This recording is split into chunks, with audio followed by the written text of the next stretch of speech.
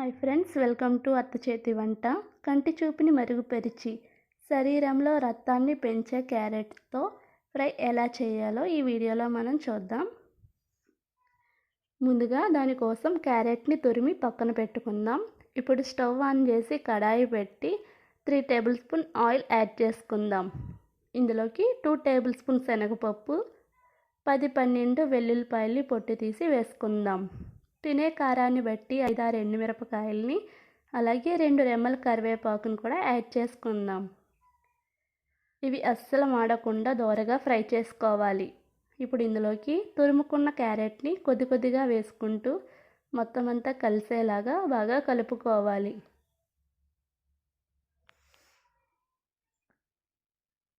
ఇలా కలిపిన దాంట్లోకి 1 టేబుల్ స్పూన్ పసుపు, అలాగే ఈ కర్రీకి సరిపడినంత ఉప్పును కూడా ఇందులోకి యాడ్ చేసుకుందాం.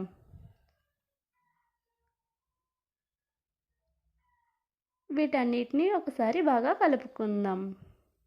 మంట మీడియం ఫ్లేమ్లో అడ్జస్ట్ చేసుకుంటూ నిమిషానికి కలుపుకుంటూ ఈ క్యారెట్ని బాగా కుక్ చేసుకోవాలి.